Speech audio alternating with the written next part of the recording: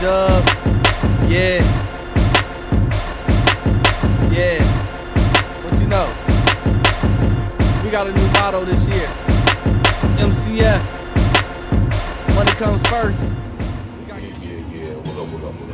It's the man about town, Virgil Beard, aka Stats with the Facts. I know y'all tuned in to another episode of Ain't Real Talk Podcast. Now listen here.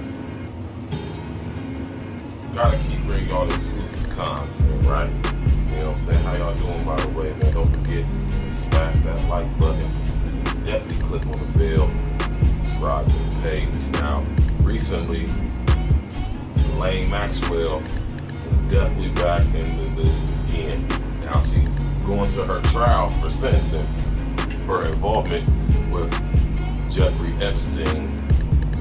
You know, that whole fiasco about a year or so ago.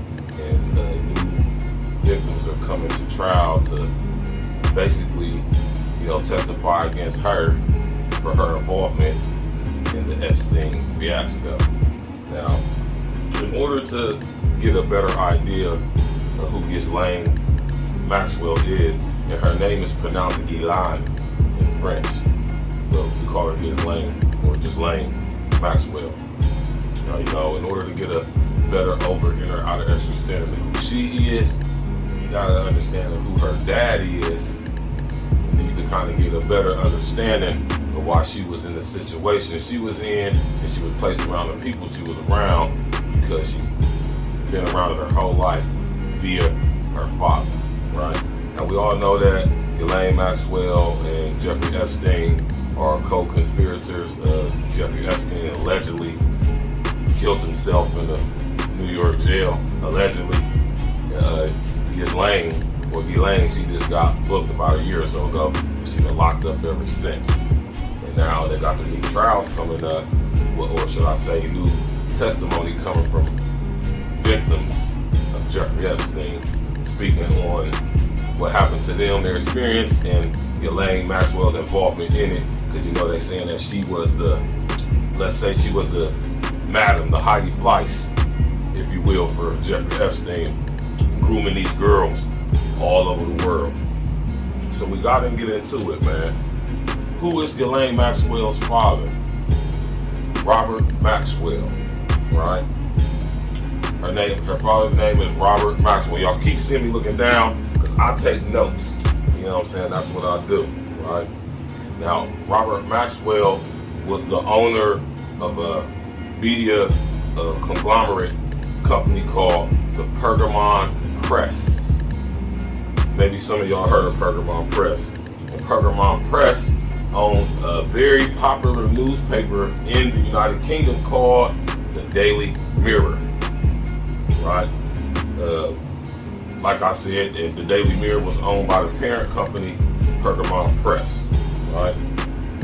Now, her father, Robert Maxwel, is originally from Czechoslovakia. Then he became a British citizen, and he also became Israeli citizen. You know what I mean?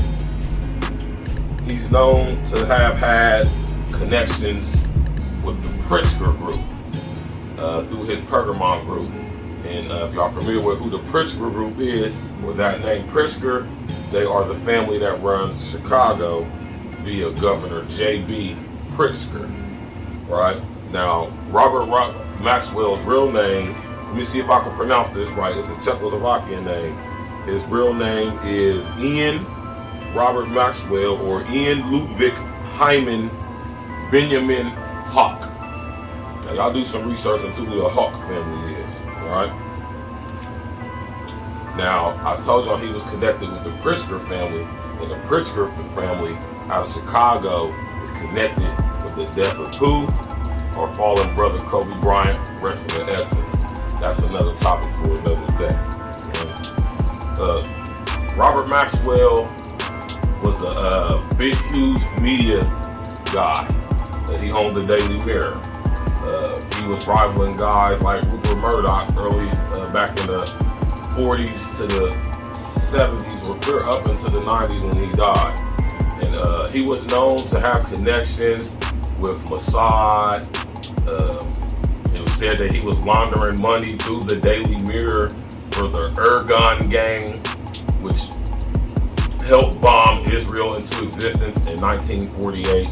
And in 1948, Robert Maxwell was a member of the Czechoslovakian army, where he did liaison work with the British government and the Palestinian government as well, right?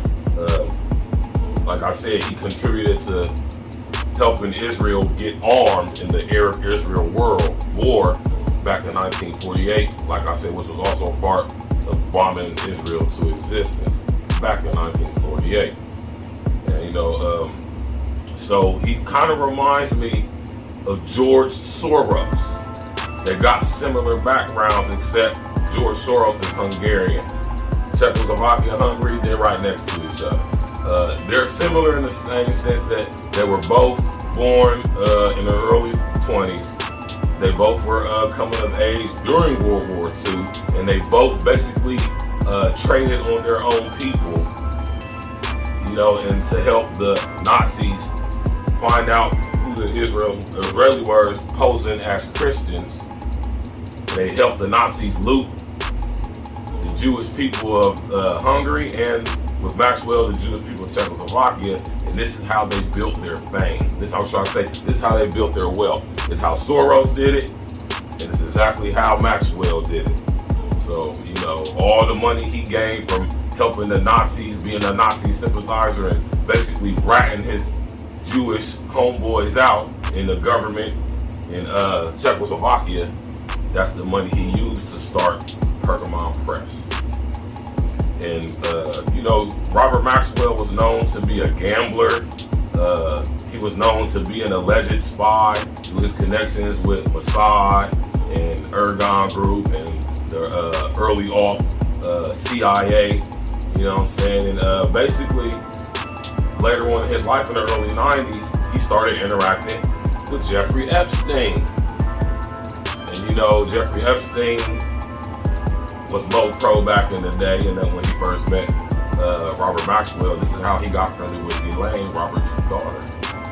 And Robert Maxwell, he just was being too flamboyant. He went and bought out this big boat, this big huge yacht, and named it after Ghislaine, the lady Ghislaine. That's what he named the boat. And he kind of just was being too sloppy. He was being too loud. You know what I mean? He was kind of like how